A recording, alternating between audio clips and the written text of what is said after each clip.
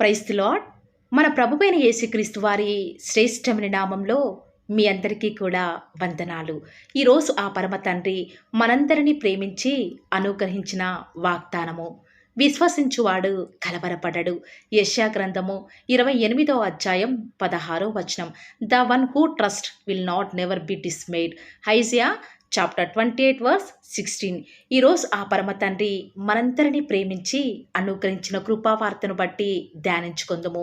విశ్వాసమునకు కర్త, దానిని కొనసాగించువాడైన యేసు మన జీవితంలో ఉన్నప్పటికీ కూడా మనం ప్రతి విషయంలో కూడా ప్రతి చిన్నదానికి కలవరపడిపోతూ ఉంటాము, ఆందోళన చెందుతాము.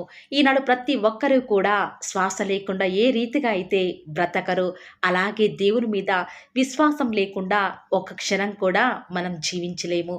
ఈ లోకంలో జీవిస్తున్న మనకు ఏదో ఒక లోకవార్త మనల్ని ప్రతి క్షణం కూడా కలవరానికి గురి చేస్తూ ఉంటుంది. లోకమంతా కూడా ఏ ఏ విషయాలలో కలవరపడతారో ఆ విషయాలలో కలవరపడని వాడే నిజమైన క్రైస్తవుడు. ఎందుకంటే వాని యొక్క హృదయం యెహోవాను ఆశ్రయించి స్థిరముగా ఉండును, వాడు దుర్వార్తకు కూడా జడియడి అను లేఖనాలు సెలవిస్తున్నాయి కదా. ఈ లోకంలో మనం ప్రతి దినం కూడా విశ్వాస మూలముగా జీవిస్తున్నాము అని అందరము కూడా గుర్తుంచుకోవాలి. దేవుడు ఉన్నాడని తెలుసు, ఆయనందు విశ్వాసం ఉంచితే తప్పక మన కలవరాలలో మన భయాలలో మనల్ని విడిపిస్తాడు అని తెలిసినా కూడా మన విశ్వాస నావలో కొన్నిసార్లు తుఫానులు, శ్రమలు, భయంకర సుడిగాలులు ఒక్కసారిగా కూడా వచ్చి మీద పడినప్పుడు మన విశ్వాస నావలో దేవుడు మనతోనే ఉన్నాడని మనం మర్చిపోతాము ప్రియులారా. నిజముగా నా దేవుడు నా నావలో ఉన్నాడన్న భరోసా ఉన్నప్పటికీ కూడా కొన్నిసార్లు కంగారు పడిపోతూ ఉంటాము. ఆనాడు యోబుకి దేవుడంటే ఎంతో విశ్వాసం, దేవుని దృష్టికి యథార్థంగా జీవించినవాడు. కానీ ఒక్కగానొక్క సమయంలో తన విశ్వాసానికి పరీక్ష కలిగింది.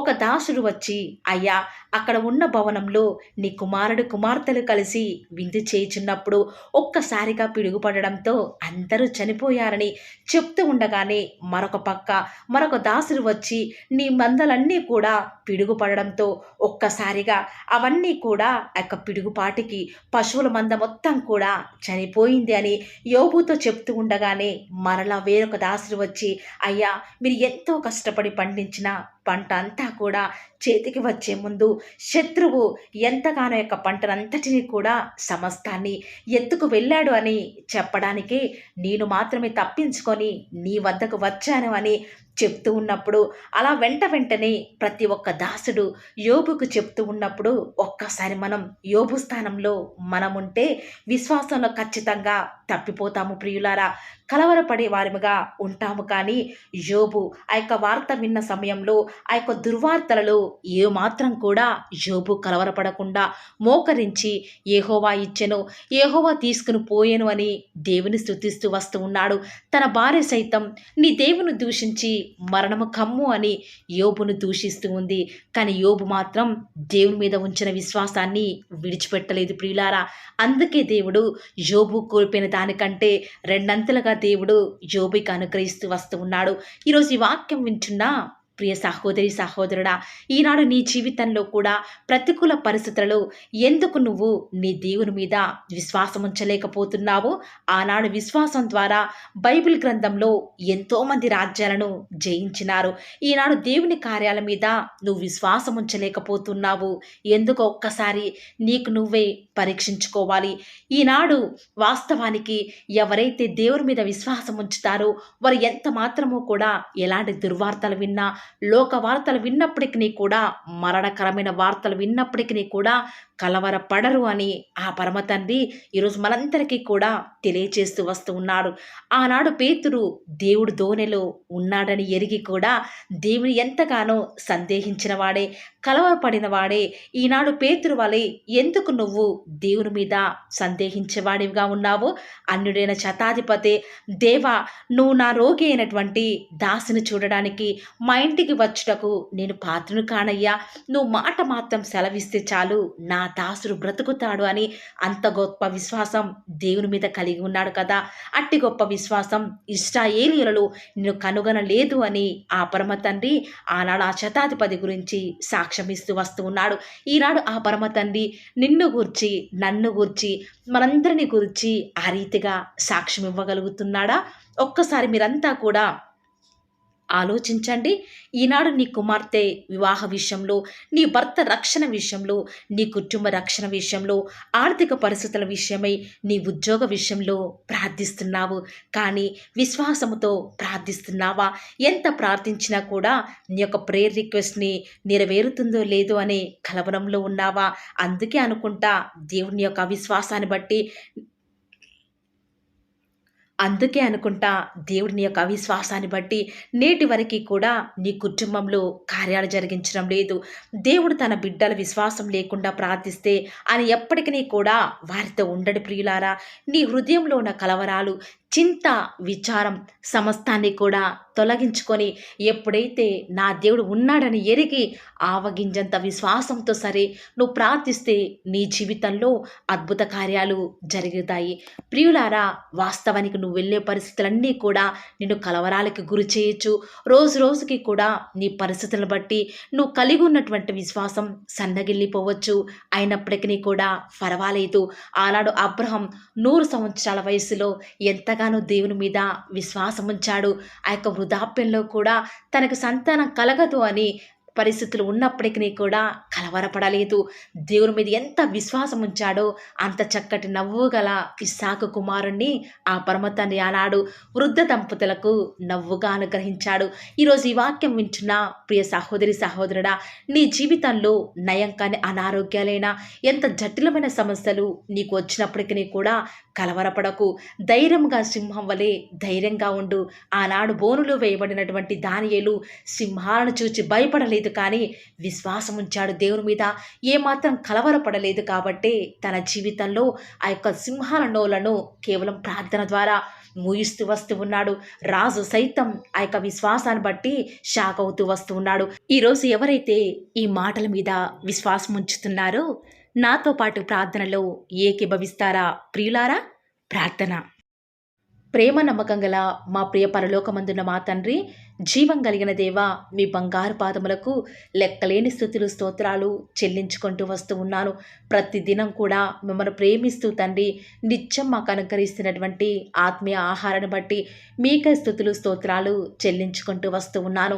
ఎంతైనా కూడా మీరు నమ్మదగిన దేవుడవుగా, అద్భుతాలు ఆశ్చర్య కార్యాలను మిమ్మల్ని నమ్ముకున్న బిడ్డల పక్షముగా నేటి వరకు కూడా జరిగించుచున్న ఆత్మదేవ, మీకే స్తుతులు స్తోత్రాలు చెల్లించుకుంటూ వస్తూ ఉన్నామయ్యా. ఈరోజు మీరు మమ్మల్ని ప్రేమించి మాకు అనుగ్రహించినటువంటి శ్రేష్టకరమైన వాగ్దానాన్ని బట్టి వందనాలు చెల్లించుకుంటూ వస్తూ ఉన్నాను. నిజముగానే తండ్రి, ఈనాడు విశ్వాసంలో సన్నగిల్లిపోతున్నాము, కలవరాలలో ఉన్నాము తండ్రి. ఏ మాత్రము కూడా దిక్కుతోచని స్థితిలో ఉన్నాము. మా పరిస్థితులను బట్టి రోజు రోజుకి కూడా అస్థిరంగా అయిపోతున్నాము. అయినప్పటికీ కూడా విశ్వసించువాడు కలవరపడడు అని మరలా ఈరోజు మాకు మంచి వాగ్దానం ద్వారా మాతో మీరు మాట్లాడిన విధానం బట్టి వందనాలు చెల్లించుకుంటూ వస్తూ ఉన్నాను. దేవా, విన్న వాక్యాన్ని దుష్టుడు ఎత్తుకొని పోకుండా మీ బిడ్డల హృదయాలలో రక్షణ కార్యం జరిగించండి తండ్రి.